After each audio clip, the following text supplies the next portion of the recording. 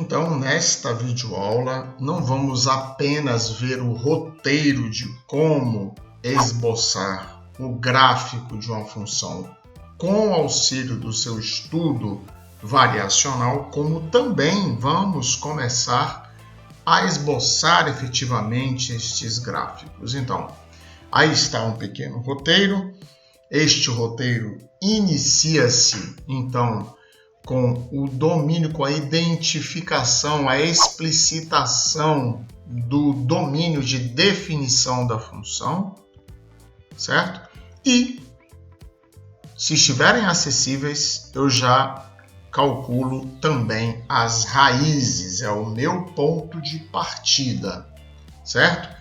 Depois já observo se há eventuais pontos de descontinuidade para a função, eventuais porque podem existir, podem não existir, lembrando que a função é contínua em x igual a se o limite, quando x tende a de f de x for igual a f de a. Essa é a condição de continuidade no ponto. Depois, números 3, 4 e 5. Para os 3, 4 e 5, eu vou precisar da derivada primeira. Então, eu tenho que, antes de entrar no número 3, já determinar a minha derivada primeira. Então, através do estudo do sinal da derivada primeira, vou identificar os domínios de crescimento e de decrescimento da função. Ainda com o estudo do sinal, vejo se há máximos e mínimos e, por último, o maior e menor valor da função no intervalo. Já vimos isso também, né?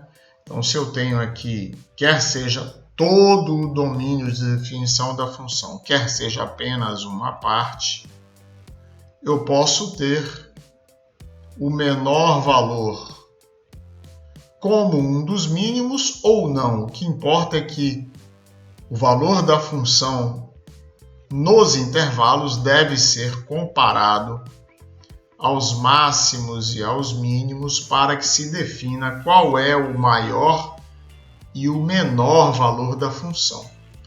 Lembrando que se a condição necessária que me entregou um máximo ou um mínimo veio de y' igual a zero, significa que a tangente ao gráfico é horizontal.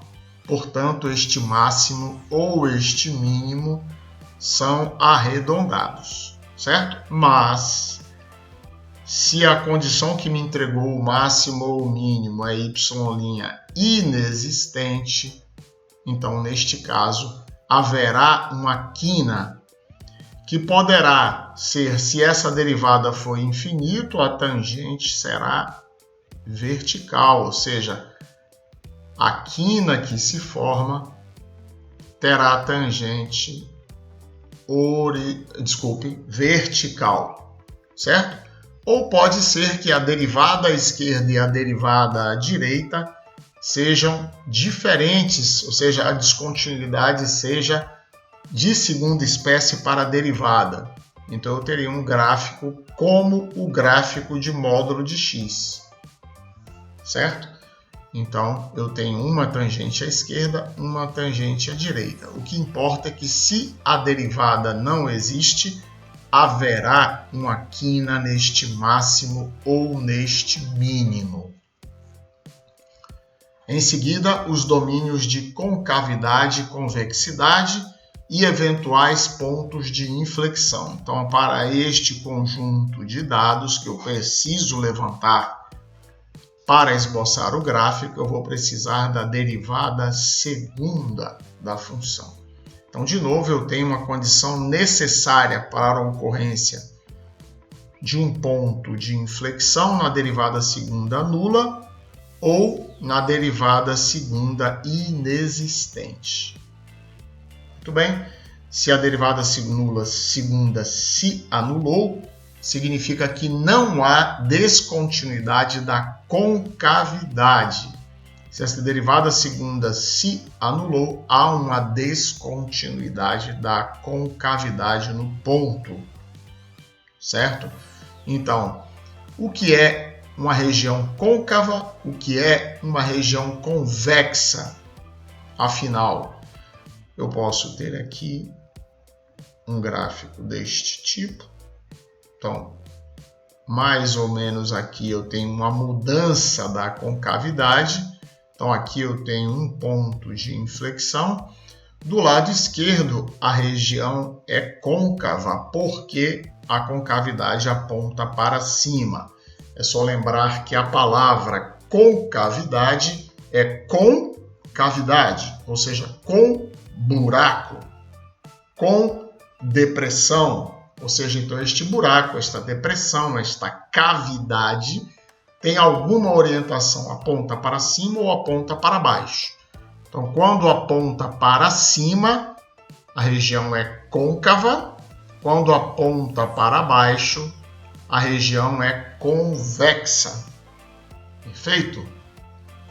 Depois, as assíntotas, que vimos já em um outro gráfico.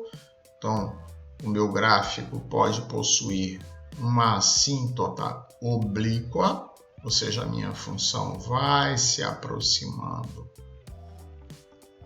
cada vez mais desta assíntota. Então, aqui eu teria f de x. Aqui eu teria a assíntota oblíqua, no caso. A paridade, ou seja, a função vai ser par se f de x é igual a f de menos x, e a função vai ser ímpar se f de x é igual a menos f de menos x. Então, em qualquer dos casos, é importante levantar isto, porque se a função for par ou for ímpar, há uma simetria.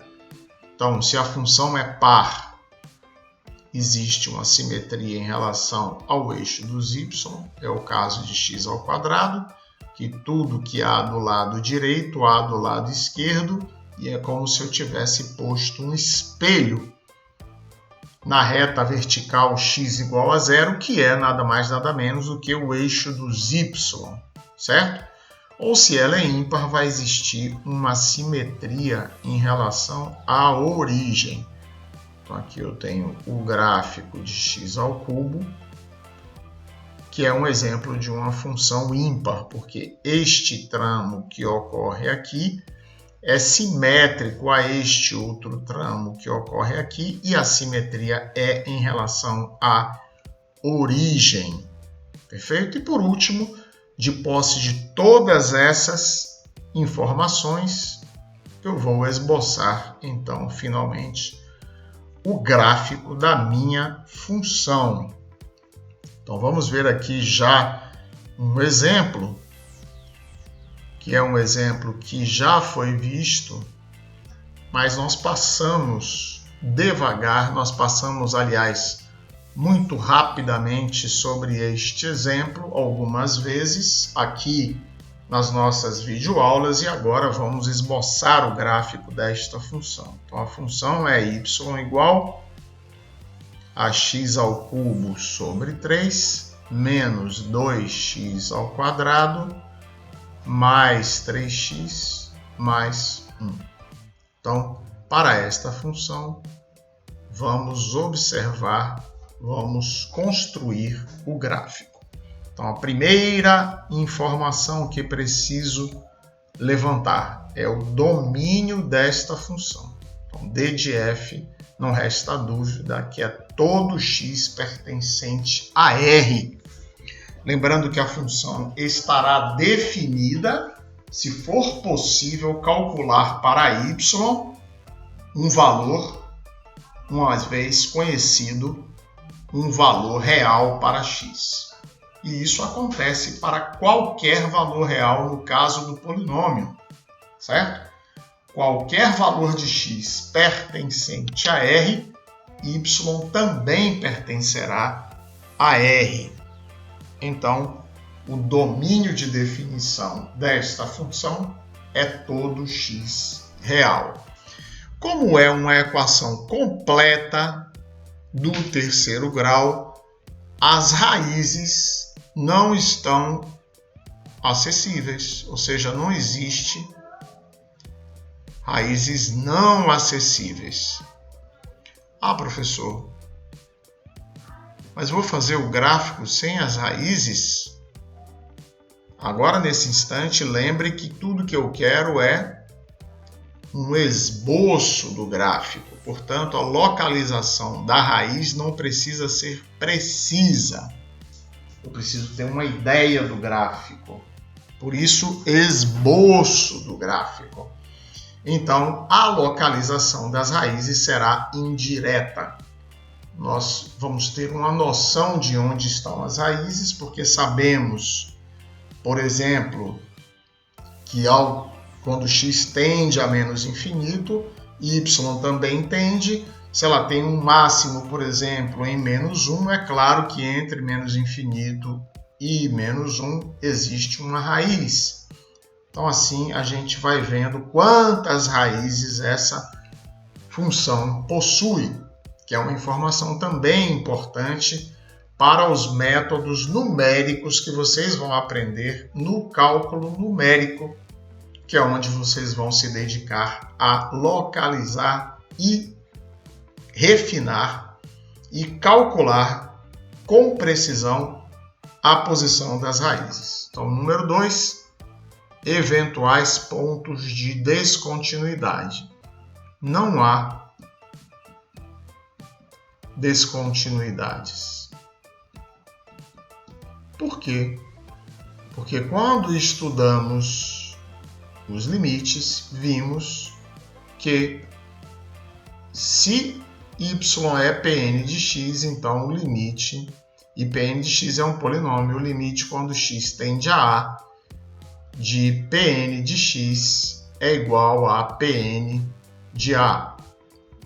Naquela altura, não sabíamos que esta é a definição de função contínua, mas afirmamos que isso é verdade para qualquer que seja A pertencente a R. Então, se isto é válido para qualquer que seja A pertencente a R, significa que esta função polinomial, qualquer que seja a função polinomial, ela é contínua para todo x pertencente a R, portanto, não há pontos de descontinuidade para o polinômio. Então, agora, do 3 em diante, vou precisar de y', e y' nada mais é do que x ao quadrado menos 4x mais 3. Façamos logo, então, o nosso estudo do sinal, porque sabemos, já fizemos isso várias vezes aqui, mas não há dificuldade para identificar que uma dessas raízes desta derivada é x igual a 1 e que a outra é x igual a 3. Então, aqui colocamos para o gráfico de y', colocamos uma parábola com a concavidade voltada para cima, e aqui marcamos x igual a 1, marcamos x igual a 3. Percebemos que à esquerda deste gráfico a função está acima do eixo do x, portanto, a derivada é positiva. Entre 1 e 3 a derivada é negativa, e à direita de 3 a derivada volta a ser positiva de novo. Portanto, resposta ao item 3, domínio de crescimento. Domínio de crescimento, a função cresce de menos infinito até mais 1 e volta a crescer de novo de 3 até mais infinito. Esse é o domínio de crescimento, enquanto o domínio de decrescimento dessa função é o intervalo aberto de 1 a 3. Certo? Observe que o domínio de crescimento é o conjunto de valores de x para os quais a derivada é positiva, não zero. É positiva, estritamente positiva. Portanto, por isso, os intervalos são abertos, certo? E o domínio de crescimento é o conjunto de valores de x que me definem uma derivada negativa. Então, de novo, não é zero, é estritamente negativa. Por isso, também o intervalo é aberto. Número 4, já tenho o estudo do sinal, então a função possui máximo para x igual a 1, é máximo da função, e x igual a 3 é mínimo da função. Ou seja, é máximo porque a derivada troca seu sinal de mais para menos, primeiro cresce para depois decrescer, enquanto no mínimo ocorre o contrário. Número 5, maior e menor valor da função. Então aqui já temos os máximos. Então, para x igual a 1, y é igual a 1/3 menos 2 mais 3 mais 1. 3 e 1, 4, menos 2, 2. 2 mais 1/3, 7/3. Para x igual a 3, y igual a 27 sobre 3, 9, menos 18, mais 9, mais 1. 9, 9, 18, menos 18, 0. Y igual a 1. Então, aqui eu já tenho o máximo, o mínimo, agora eu preciso olhar as extremidades. Como não foi definido um domínio de representação gráfica, por exemplo, não se disse que se quer a representação gráfica de 0 a 5, então eu tenho que olhar de menos a mais infinito. Portanto, o meu extremo esquerdo é quando x tende a menos infinito. O limite quando x tende a menos infinito de f de x. Então, jogo fora o 2x ao quadrado mais 3x mais 1. Como a potência de x ali é ímpar, então este limite é menos infinito. Enquanto o limite, quando x tende a mais infinito, jogo fora de novo menos 2x ao quadrado mais 3x mais 1, e este limite de f de x, então, dá mais infinito. Então, ocorre o maior valor quando x tende a mais infinito, então aqui o maior valor, enquanto o menor valor ocorre quando x tende a menos infinito. Certo? Então agora, números 6, 7 e 8, eu vou precisar então da minha derivada segunda. Então, y, duas linhas, é 2x menos 4. 2x menos 4 igual a 0 implica x igual a 2. Estudo do sinal. 2x menos 4 é reta crescente, à esquerda negativo, direita positivo. Então aqui eu chego a duas conclusões. Número 6. Número 6. Domínio de concavidade. Desculpe. concavidade e domínio de convexidade. Domínio de concavidade, derivada positiva, então x maior do que 2. Domínio de convexidade, derivada negativa, concavidade voltada para baixo, x menor do que 2. E também, como existe ali uma troca de sinal da derivada segunda, eu chego à conclusão número 7, que x igual a 2 é ponto de inflexão da função.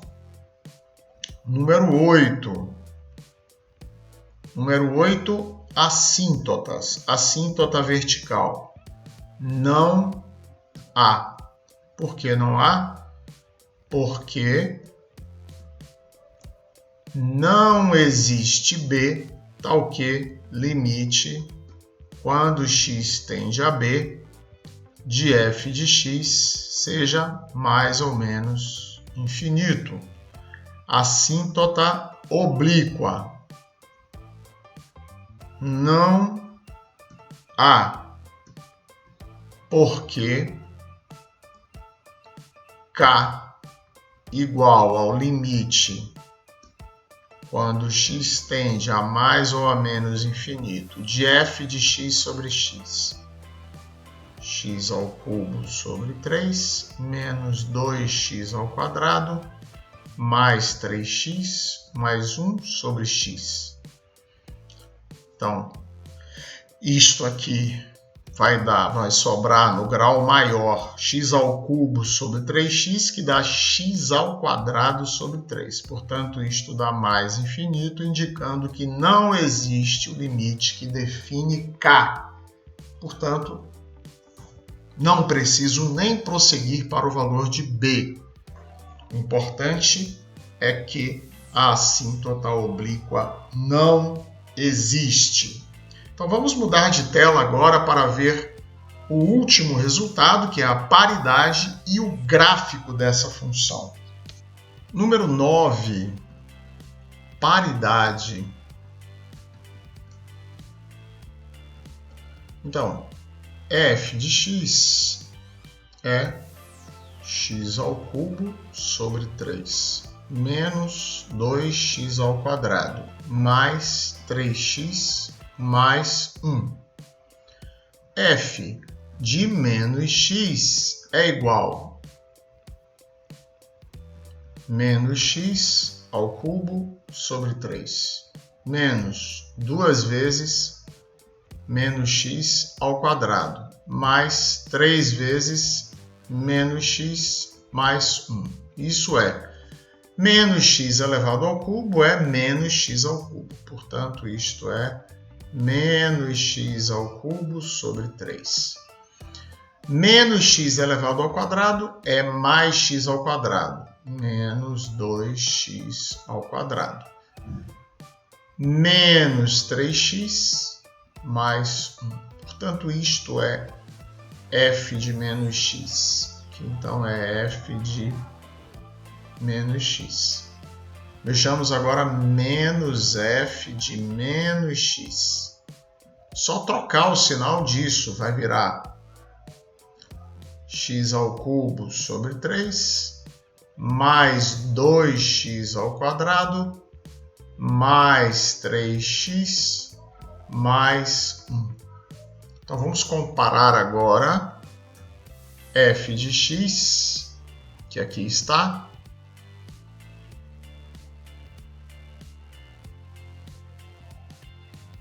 com f de menos x,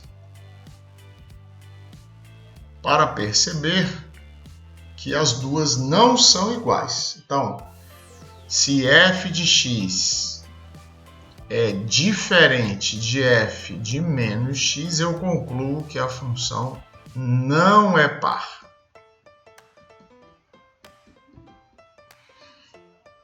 E agora vou comparar f de x com menos f de menos x.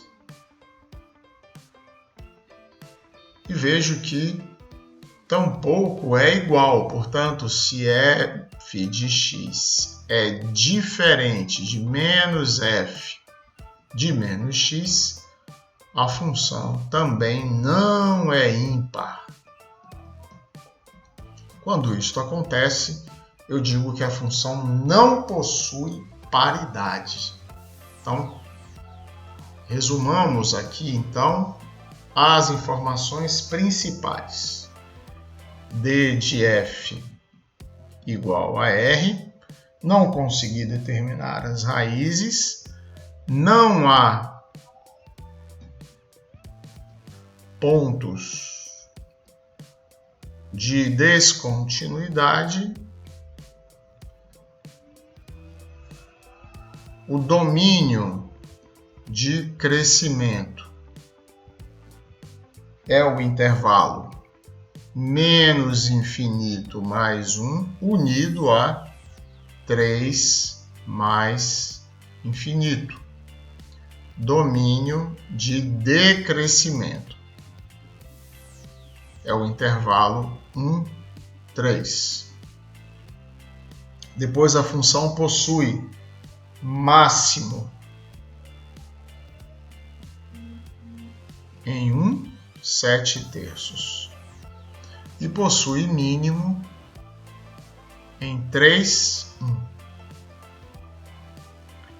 Maior valor no intervalo. Que intervalo? Todo domínio de definição. Ocorre quando x tende a mais infinito. Quanto é? Mais infinito. Y tende a mais infinito. Menor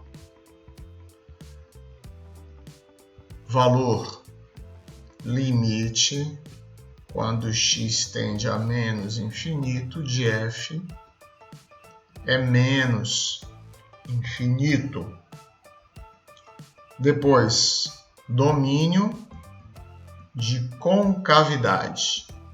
X maior do que 2. Domínio de convexidade. X menor do que 2. Ponto de inflexão. X igual a 2. Por último, não possui assíntota.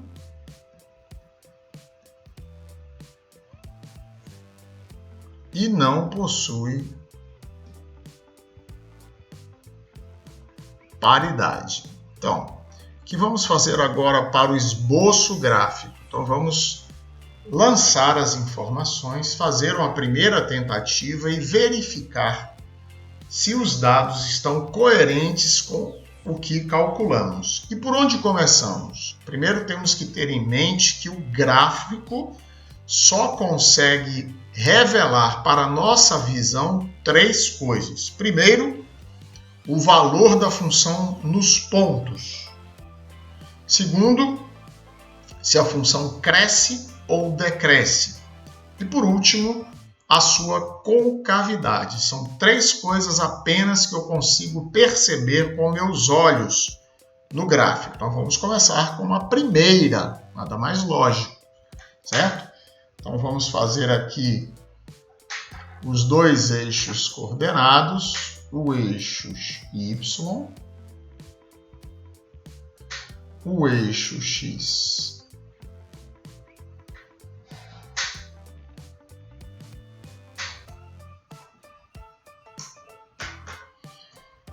Muito bem, então aqui vamos colocar 1, 2, 3, 1, 2, 3. Para x igual a 1, y igual a 7/3. Tenho este valor aqui. Para x igual a 3, y igual a 1. Tenho este valor aqui. Sei que a função tende a menos infinito quando x tende a menos infinito e que tende a mais infinito quando x tende a mais infinito. Sei que o domínio de concavidade vai até 2, portanto, vou marcar aqui x igual a 2. Então, aqui está x igual a 2. É o meu divisor de águas em relação à concavidade. A função não possui assíntota e não possui paridade. Então, vamos lá, uma primeira tentativa.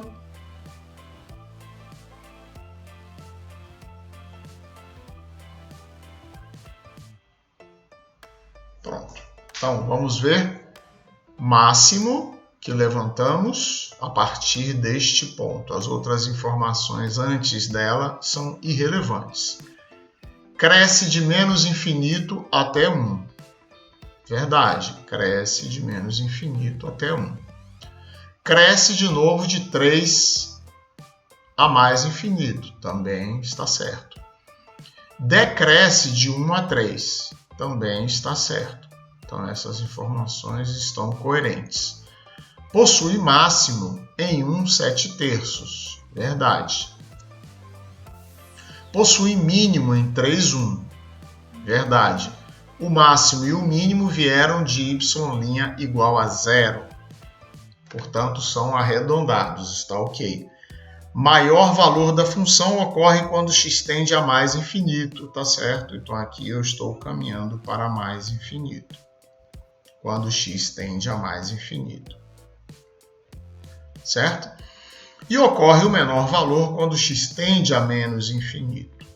Então, aqui estou caminhando para menos infinito com o valor de y. O domínio de concavidade vai a partir de 2, ou seja, daqui para frente a concavidade é voltada para cima. Eu costumo recomendar a vocês que, para destacar que o que você está tentando representar no gráfico é uma concavidade voltada para cima, que reforce essa informação com setas para cima. Domínio de convexidade, ou seja, concavidade voltada para baixo. X menor do que 2. Então, aqui eu tenho concavidade voltada para baixo à esquerda de x igual a 2. Então, agora as outras informações também não são relevantes. Então, aqui está o esboço do gráfico desta função. Então, haverá outros vídeos contendo outros exercícios de máximos e mínimos. Nos vemos, então, nos próximos vídeos.